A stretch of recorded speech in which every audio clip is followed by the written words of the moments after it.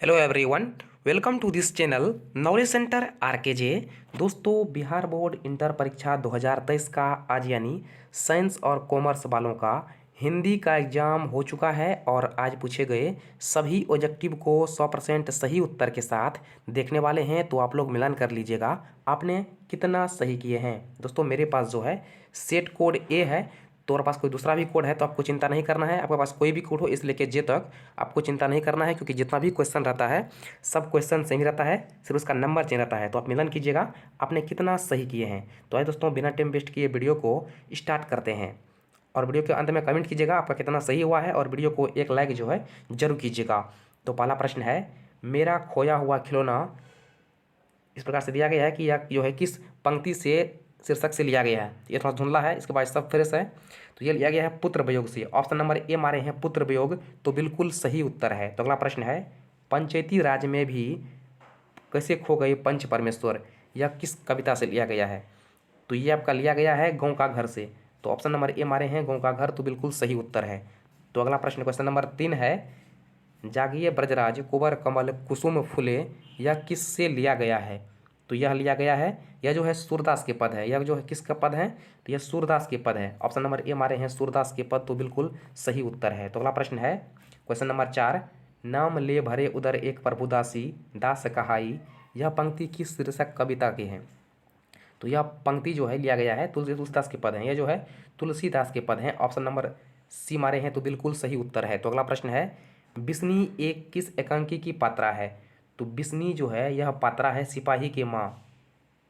तो option number A मारे हैं, तो बिल्कुल सही उत्तर है। तो अगला प्रश्न है, सुवेदारनी किस कहानी की पात्रा है। क्वेश्चन नंबर 6 में दिया है सुवेदारनी किस कहानी की पात्रा है। तो यह पात्रा है उसने कहा था। ऑप्शन नंबर बी जो है बिल्कुल सही उत्तर है। कोई क्वेश्चन नंबर 7 दिया है कि वजीर सिंह किस कहानी की पात्र है। तो वजीर सिंह पात्रा है, ये भी उसने कहा है। तो ऑप्शन नंबर ए जो है बिल्कुल सही उत्तर है। तो क्वेश्चन नंबर 8 दिया है कि धांगड़ों को 18वीं शताब्दी के अंत में किस कार्य के लिए जाना जाता है। तो इसका उत्तर आप लोग नीचे कमेंट कीजिए, इसका उत्तर मैं आपको कमेंट में बता दूंगा। तो नेक्स्ट आपका है कि निमोनिया से मरने वालों को मुरब्बे नहीं मिला करते, यह उक्ति किस शीर्षक कहानी से है। तो यह उक्ति है उसने कहा था से। ऑप्शन नंबर ए मारे हैं 9 का, तो बिल्कुल सही उत्तर है। तो अगला प्रश्न है, व्यक्ति से नहीं हमें तो नीतियों से झगड़ा है, सिद्धांतों से झगड़ा है, कार्यों से झगड़ा है, उक्त संभाषण जो है किस समाजवादी लेखक का है। तो यह है जयप्रकाश नारायण का। संपूर्ण क्रांति में लिखा है। ऑप्शन नंबर ए मारे हैं, तो बिल्कुल सही उत्तर है जयप्रकाश नारायण। तो अगला प्रश्न है, आदमी यथार्थ को जीता ही नहीं यथार्थ को रचता भी है, यह कथन किस लेखक का है। तो यह कथन जो है किसका है, तो यह कथन मलयज का है। ऑप्शन नंबर ए जो है सही उत्तर है। तो अगला प्रश्न है, जब देश के भाग का निर्णय हो रहा हो तो व्यक्तियों के भाग को पूर्णतः भुला देना चाहिए, यह उक्ति किस कविता पाठ से लिया गया है। तो ये लिया गया है एक लेख और एक पत्र से, जो कि भगत सिंह का है। तो ऑप्शन नंबर ए मारे हैं, तो बिल्कुल सही उत्तर है। तो आगे बढ़ने से पहले वीडियो को लाइक नहीं किए हैं तो फटाफट से वीडियो को एक लाइक जो है जरूर कर दीजिए। और आप वीडियो को कहाँ से देख रहे हैं, बिहार के किस जिले से देख रहे हैं, नीचे कमेंट जरूर कीजिएगा। तो क्वेश्चन नंबर 13 है कि ओम प्रकाश और सुखदेव सिंह त्यागी किस शीर्षक पाठ के पात्र हैं। तो ये हैं जूठन के। ऑप्शन नंबर ए मारे हैं, तो बिल्कुल सही उत्तर है। तो अगला प्रश्न है, गंडक नदी की चर्चा जो है किस शीर्षक पाठ में किया गया है। तो गंडक नदी की चर्चा जो है ये किया गया है ओ सदानीरा पाठ में। ऑप्शन नंबर ए मारे हैं, तो आपका बिल्कुल सही उत्तर है ओ सदानीरा पाठ। तो अगला प्रश्न है, मुक्तिबोध का पूरा नाम क्या है। उसका पूरा नाम है Gajanan Madhav Muktibodh. Option number C इस क्वेश्चन का बिल्कुल सही उत्तर है। तो अगला प्रश्न है, जे कृष्णमूर्ति के पिता का नाम क्या था। तो इसका नाम था नारायण सिद्धू। तो ऑप्शन नंबर ए मारे हैं, तो सही उत्तर है। उदय प्रकाश की माता का नाम क्या था। तो गंगा देवी जो है उदय प्रकाश की माता का नाम था। तो ऑप्शन ए मारे हैं 17 का गंगा देवी, तो बिल्कुल सही उत्तर है।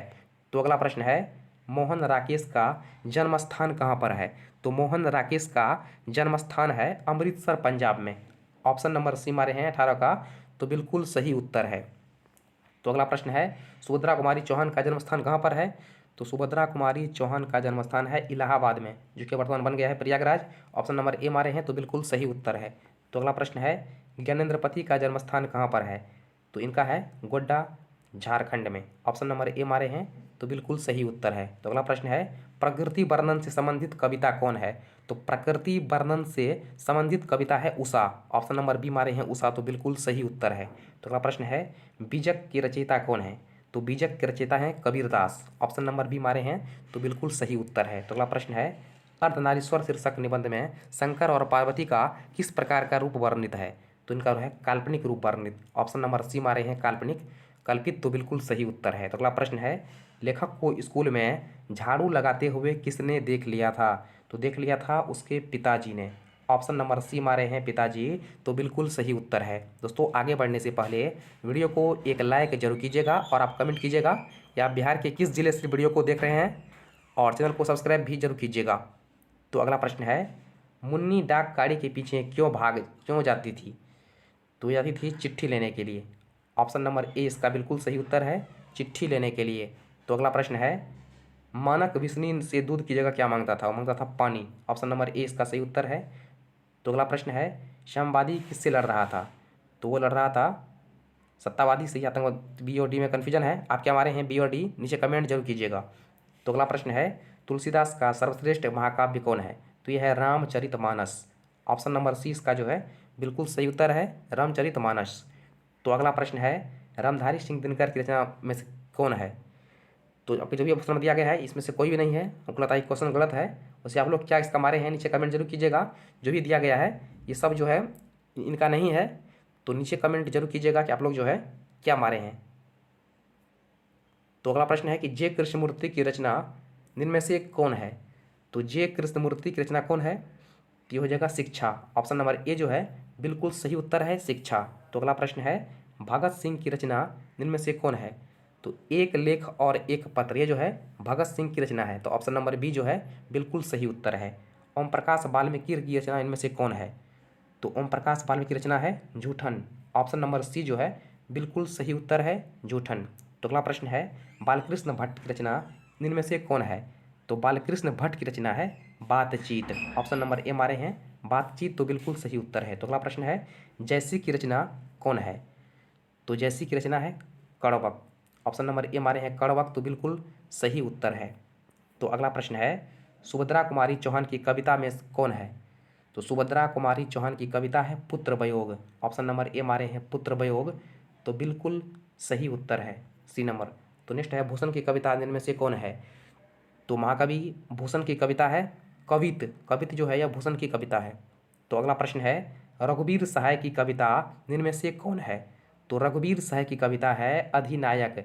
ऑप्शन नंबर सी जो है सिर्फ इसका बिल्कुल सही उत्तर है, अधिनायक जो है यह रघुवीर सहाय की कविता है। तो अगला प्रश्न है जयशंकर प्रसाद की कविता इनमें से कौन है? तो जयशंकर प्रसाद की कविता है तुमुल कोलाहल कलह में। ऑप्शन नंबर ए इसका जो है बिल्कुल सही उत्तर है। तो अगला प्रश्न है भूषण की कविता में कौन सा रस पाया जाता है? तो भूषण की कविता में पाया जाता है वीर रस। जिन्होंने वीर रस मारे हैं उनका बिल्कुल सही उत्तर है ऑप्शन नंबर ए, वीर रस। तो अगला प्रश्न है इनमें से किस कहानी में गैगरीन का उल्लेख है? तो गैगरीन का उल्लेख है रोज कहानी में। ऑप्शन नंबर ए इसका बिल्कुल सही उत्तर है, रोज। तो अगला प्रश्न है ओ सदानिरा हिंदी साहित्य में किस विधा के अंतर्गत है? तो यह है निबंध के अंतर्गत। ऑप्शन नंबर सी मारे हैं, तो बिल्कुल सही उत्तर है। तो अगला प्रश्न है रामधारी सिंह दिनकर किस विश्वविद्यालय में जो है उप कुलपति के पद पर रहे थे? तो ये रहे थे भागलपुर विश्वविद्यालय में, जो कि उसका नाम है तिलका मांझी विश्वविद्यालय। तो ऑप्शन नंबर ए मारे हैं, तो बिल्कुल सही उत्तर है। तो अगला प्रश्न है शिक्षा शीर्षक पाठ क्या है? तो शिक्षा शीर्षक पाठ जो है एक तर्कशास्त्र है। ऑप्शन नंबर डी इसका जो है सही उत्तर है। तो अगला प्रश्न है नाभादास किस प्रकार के भक्ति कवि थे? तो नाभादास जो है सगुन पाशाक राम भक्त, ये जो है सगुन पाशाक राम भक्त थे। ऑप्शन नंबर ए मारे हैं, तो बिल्कुल सही उत्तर है।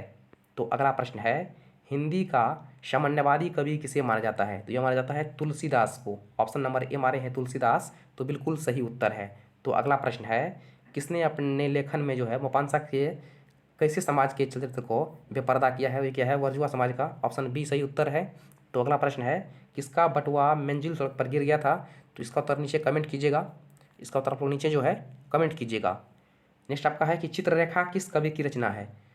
तो चित्ररेखा जो है यह रचना है मलिक मोहम्मद जैसी। ऑप्शन नंबर ए मारे हैं, तो बिल्कुल सही उत्तर है।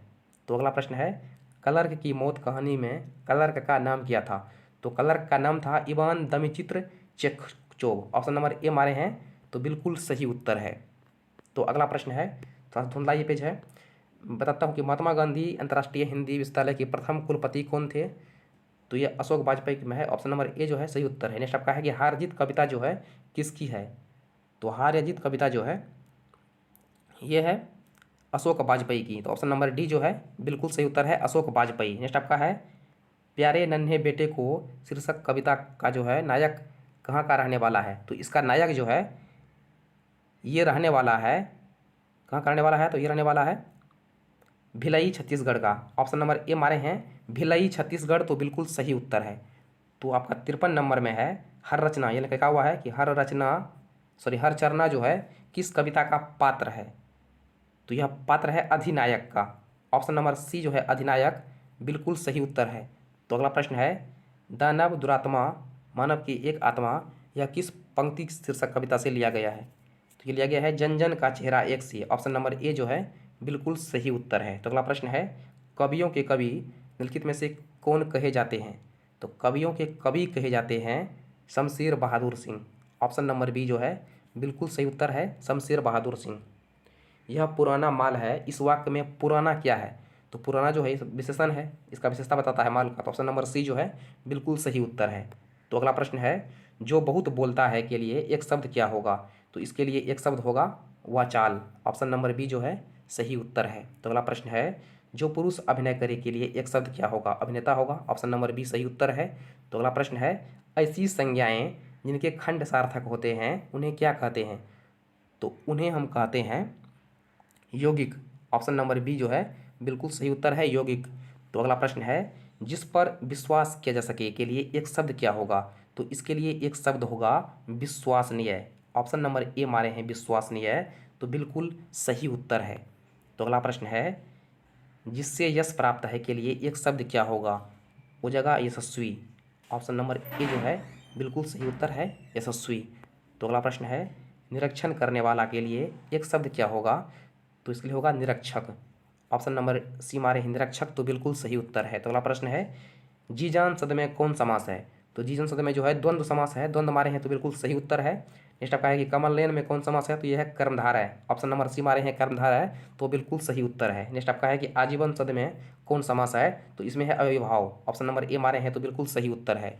गुलाब का पौधा प्रतिदिन फलता फूलता जा रहा है में कौन सा पदबंध है? तो इसमें जो है क्रिया पदबंध है। तो ऑप्शन नंबर ए जो है सही उत्तर है, क्रिया पदबंध। तो आपका नेक्स्ट क्वेश्चन है क्वेश्चन नंबर 95 पुष्प शब्द का विशेषण क्या होगा? तो इसका विशेषण हो जाएगा पुष्पित। दोस्तों जो क्वेश्चन छूट गया है आपको 66 से लेकर 94 तक, तो ये आपको जो है मिल जाएगा नेक्स्ट वीडियो में, तो वीडियो को लाइक करके जो है चैनल को सब्सक्राइब जरूर कर लीजिएगा। तो इसका हो जाएगा आपका पुष्पित। नेक्स्ट आपका लिया है कि राष्ट्रगान का इसका आपका हो जाएगा पुष्पित। ऑप्शन नंबर बी सही उत्तर है। नेक्स्ट आपका कि राष्ट्र शब्द में जो का विशेषण क्या होगा? तो इसका हो जाएगा राष्ट्रीय। ऑप्शन नंबर ए मारे हैं राष्ट्रीय, तो बिल्कुल सही उत्तर है, इसका काफ़ी ईजी है। नेक्स्ट आपका लिया है कि समाज शब्द का विशेषण क्या होगा? तो जगह सामाजिक। ऑप्शन नंबर बी मारे हैं तो बिल्कुल सही उत्तर है। नेक्स्ट आपका है कि संधि के प्रकार कितने होते हैं? संधि के 5 प्रकार होते हैं। ऑप्शन नंबर सी मारे हैं तो बिल्कुल सही उत्तर है। तो अगला प्रश्न है कौन आ रहा है किस सर्वनाम का उदाहरण है? तो यह है प्रश्नवाचक सर्वनाम का। ऑप्शन नंबर ए सही उत्तर है। नेक्स्ट आपका है कुछ खा लो किस सर्वनाम का उदाहरण है? तो कुछ खा लो यह है अनिश्चयवाचक सर्वनाम का। ऑप्शन नंबर बी जो है बिल्कुल सही उत्तर है। दोस्तों वीडियो को लाइक करके जो है चैनल को सब्सक्राइब जरूर कर लीजिएगा और कमेंट कीजिएगा कि आपका जो है कैसा एग्जाम गया है और कितना सही किए हैं। तो फिलहाल इतना ही, मिलते हैं एक नई वीडियो के साथ, तब तक के लिए जय हिंद।